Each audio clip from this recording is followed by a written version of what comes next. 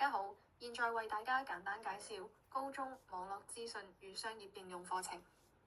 首先，雙科係高中先有嘅課程，咁主要係文組、文理組嘅同學修讀。我哋嘅課程目標主要圍繞住4大方面。首先，課程讓學生掌握商業同埋經濟知識，建立一個紮實嘅財經理論基礎。咁同時我哋都重點培養學生嘅批判性思維能力、數據分析與應用能力，能夠獨立咁樣去分析同埋評估財經問題。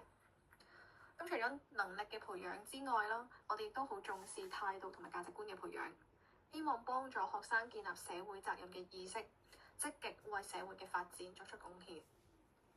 咁最後我哋會培養學生具備拓展視野嘅能力，能夠從宏觀同埋長遠嘅角度去思考財經問題，同時理解全球商業環境同埋多元文化。而我哋嘅整體目標係致力培養學生嘅財經素養同埋實踐能力，去幫助同學仔喺未來嘅學習同埋職業生涯當中係獲得競爭優勢。以下我會從課程安排、教學方式同埋課外活動幾個方面為大家詳細介紹。課程內容同安排上面，文組外班高1、高2嘅同學會喺商業資訊堂學習微觀經濟學同埋宏觀經濟學，了解經濟運作嘅基本原理同埋理論基礎。咁除咗商業資訊堂之外，文組嘅同學仲可以選修商業知識，係會學習到人力資源管理、市場營銷學、創業理論同埋金融學等知識。咁每週嘅上堂節數，高1係4堂嘅商業資訊堂，再加2堂嘅選修；高2係3堂嘅商業資訊堂同埋2堂嘅選修；高3就得返2堂嘅選修商業知識。正班嘅同學同樣會喺高1、高2學習微觀經濟學同埋宏觀經濟學，到咗高3會進一步學習市場營銷學同埋金融學，形成系統嘅經濟同埋商業知識體系。而每週上堂嘅節數，高1到高3都係每週4堂。線光班嘅商業資訊堂更側重於統計學同埋數據分析，對數理能力有更高嘅要求，適合對數據分析同埋金融運作感興趣嘅同學。而每週上課節數方面，高1、高2都係每週2堂。學校注重培養學生嘅財經素養，所以我哋嘅課程唔單止係注重理論學習，更加強調實踐能力嘅培養。我哋會通過課堂上面嘅案例研究、小組報告同埋活動，幫助學生將所學嘅理論知識應用於實際嘅財經場景，提升佢哋對經濟同埋商業問題嘅分析能力。咁同時我哋都會積極組織學生參加各項嘅比賽同埋活動，令到學生喺實踐嘅過程中開拓佢哋嘅視野，增加佢哋嘅學習興趣。我哋亦都會同業界合作，通過訪談、實地考察，讓學生了解真實嘅經濟同埋商業運行方式。咁接下來，我會為大家具體介紹一下雙科嘅比賽同埋活動。比賽方面主要分為知識競賽、撰寫商業計劃書同埋論文3個類型。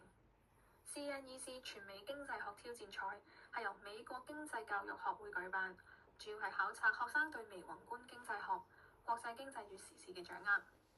涵蓋多種教育體系嘅知識點，可以幫助提升學生嘅學術能力。阿斯丹模擬商業挑戰，佢係通過模擬公司嘅運營、融資路演、拍賣交易等等嘅活動，令到學生體驗創業嘅過程，亦都學會點樣設計一個產品、策劃品牌同埋管理項目。BBC 哈佛案例挑戰係由哈佛商學院出版、官方獨家內容授權嘅真實商業案例青年分析師嘅挑戰活動。咁學生係會學習到公司同埋行業嘅分析、商業嘅模式、市場規模嘅測量等等嘅方面，可以磨練學生嘅商業素養同埋擴大佢哋嘅商業視野。CBPA 商業全能挑戰係美國最具含金量嘅商業競賽之一，佢係會從商業管理、市場營銷到素質嘅培養，全面咁樣去提升學生嘅商業思維同埋解決問題嘅能力。咁除咗以上所提及嘅比賽之外，我哋仲有 IEO 國際經濟學奧林匹克、SIC 中學生投資挑戰、創業比賽。我哋亦都鼓勵學生參加國內外嘅經濟學論文比賽，咁深入去研究經濟領域嘅重要議題，培養學生嘅批判性思維同埋學術能力。除除咗參加比賽，我哋亦都有一系列嘅活動。校內慈善年宵花市呢一個係一個模擬嘅商業活動，所有嘅攤位都係由學生去經營，可以讓佢哋喺呢一個實踐嘅過程當中學習到商業知識同埋市場營銷嘅策略。我哋亦都會組織內地高校參訪同埋交流活動，令到學生深入了解內地高校嘅學習環境同埋校園文化。同時，我哋亦都會定期組織參加講座或者研討會，去聆聽業界專家去分享行業嘅經驗，令到學生了解最新嘅經濟同埋商業趨勢。咁最後，我哋高中嘅商科課程主要都係通過結合理論嘅學習同埋實踐嘅活動，去幫助學生掌握重要嘅財經知識同埋技能，培養佢哋嘅全球化視野同埋創新思維。